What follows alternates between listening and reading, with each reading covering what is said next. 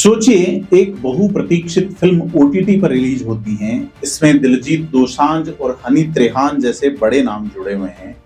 दर्शक इसे देखना शुरू ही करते हैं, लेकिन महज 48 घंटे के बाद फिल्म अचानक प्लेटफॉर्म से गायब हो जाती है, जैसे वो कभी थी ही नहीं। कोई आधिकारिक बयान नहीं, कोई नोटिस नहीं और किसी तरह की कोई इंफॉर्मेशन नहीं। तो क्या सोचा जाए, क्या कहा जाए? नमस्कार, मैं प्रदीप हूं, आप थिंक 360 देख रहे हैं।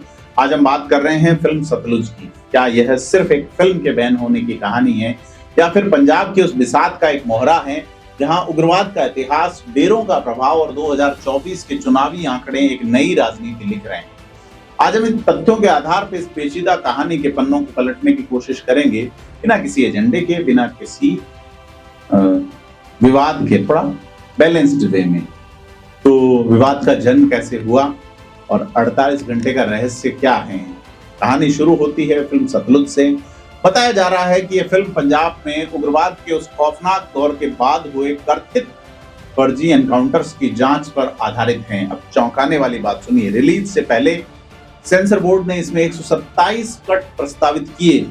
मतलब सरकार के स्तर पर इस फिल्म को लेकर पहले से ही खतरे की घंटी बज रही है।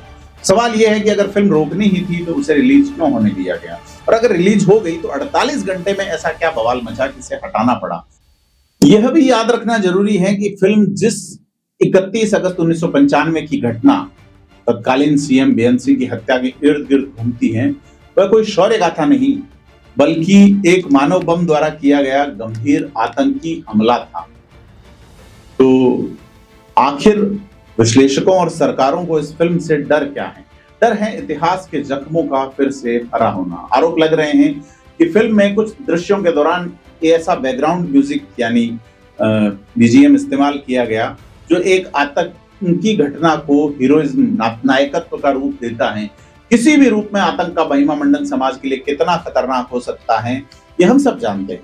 दूसरी तरफ फिल्म को अराजनीतिक बताया जा रहा है, यानी इसे कांग्रेस, बीजेपी, अकाली दल किसी पर भी सीधे उंगली नहीं है। कुछ इसे निष्पक्षता कह रहे हैं तो कुछ इसे जटिल इतिहास का बहुत आसान बनाकर परोसने की कोशिश का जामा बना रहे हैं। तो अगर बात करें पंजाब के बदलते चुनावी गणित, क्योंकि राजनीति में कोई भी चीज बिना नंबरों के नहीं होती, जैसा मैं अक्सर कहता हूं। तो पंजाब के चुनावी आंकड़ों पर नजर डालें।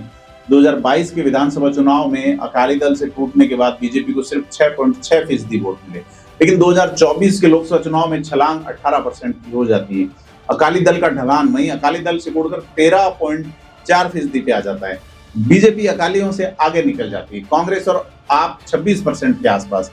लेकिन सबसे बड़ा भूचाल आता है 2 सीटों से, खडूर साहिब से जेल में बंद अमृतपाल सिंह और फरीदकोट से सरबजीत सिंह खालसा, जो बेअंत सिंह पूर्व मुख्यमंत्री जो नहीं रहे, बेअंत सिंह जो पूर्व सीएम नहीं थे उनके, बल्कि इंदिरा गांधी की जिस बेअंत सिंह ने हत्या की थी उसके बेटे, है ना। उन दोनों का भारी अंतर से जीतना, ये सिर्फ आंकड़े नहीं, ये पंजाब की जमीन पर बदल रही हवा के सीधे सीधे प्रमाण हैं। तो अगर बात करें कि पंजाब का डेमोग्राफिक देखें कि 58% सिख है, 40% हिंदू है, दलित आबादी इनमें से 33% है दोनों का। तो बड़ा एक एससी वर्ग पंजाब में रहता है। तो पंजाब की राजनीति को समझने के लिए इसके सामाजिक डीएनए को समझना होगा। जैसा मैंने बताया, 58% सिख हैं, इसमें 60% जट सिख है और 40% मतलब हिंदू आबादी है। लेकिन जो आंकड़ा सबसे ज्यादा चौंकाता है वह 33% दलित आबादी, जो पूरे देश में सबसे ज्यादा है। तो यही एंट्री होती है डेरों की। पंजाब में दलित और डेरा राजनीति हमेशा से सत्ता की चाबी है। चुनाव के लिए पहले गुरमीत राम रहीम को पेरोल मिलना हो, भले ही वो इस पर राजनीतिक दबाव के आरोप लगते रहे हों, या रविदासिया समुदाय के आध्यात्मिक नेता संत निरंजन दास को पद्मश्री मिलना, ये घटनाएं सिर्फ संयोग नहीं होती। विश्लेषकों का कहना है कि अगर सिख वोट अकाली, कांग्रेस, आप और कट्टरपंथियों के बीच बढ़ जाता है तो यह 33% वोट बैंक और हिंदू वोट एकजुट होकर पूरी बाजी पलट देते हैं। किसकी मजबूरी है, बड़ा सवाल यह है। क्योंकि इस पूरे फिल्म के विवाद में किसका क्या दांव पे लगा है? अगर बात करें ऐसे डी श्रीमणी अकाली दल की बात करें, इसका पारंपरिक जट सिख वोट कट्टरपंथियों की तरफ जा रहा है। विश्लेषकों की माने तो अकाली दल इस फिल्म को गांव-गांव दिखाने की कोशिश कर सकता है, ताकि पुरानी भावनाएं जागें और उनका छिटका हुआ वोट वापस लौटे। अब भाजपा की रणनीति असम और बंगाल की तरह यहां भी हिंदू वोट्स को एकजुट करने की लग रही है। रवनीत सिंह बिट्टू जैसे नेताओं का आक्रामक रुख इसी रणनीति का हिस्सा है।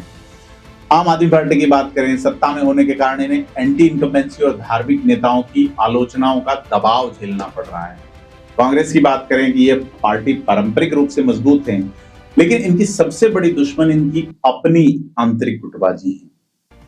तो अगर सिनेमा बनाम असलियत बात करें, क्योंकि तो रील और रियल के बीच की बात है, तो अब बात करनी बनती है सीधे तौर पे कि हकीकत क्या है और सिनेमा में क्या दिखा है। क्या भारत में सिनेमा अब सिर्फ मनोरंजन का हिस्सा रहा है या फिर एक पॉलिटिकल वेपन है, राजनीतिक हथियार है। चुनाव के आसपास ऐसी फिल्में बनना नई बात नहीं है, लेकिन जब बात पंजाब के उस दर्दनाक इतिहास की हो तो ये बॉक्स ऑफिस से ज्यादा समाज की शांति का सवाल बन जाता है। एक दिलचस्प हकीकत की बात करें कि जिस जसवंत सिंह खालड़ा पे फिल्म केंद्रित बताई जा रही है, उनकी पत्नी ने 1999 में अकाली दल से चुनाव लड़ा और 2019 में कांग्रेस के टिकट पे चुनाव लड़ा, लेकिन दोनों बार बुरी तरह वो हार गई। ये साबित करता है कि पंजाब की जनता भावनात्मक मुद्दों पे शोर जरूर मचाती है, लेकिन वोट देते समय उनका फैसला विश्लेषकों के अनुमानों से बिल्कुल उलट होता है। तो यह पंजाब की राजनीति और एक गुमशुदा फिल्म के पीछे का पूरा समीकरण सा नजर आता है। पंजाब जैसे सूबे को समझने के लिए जिस सनसनी नहीं बल्कि धैर्य और संतुलन की जरूरत है।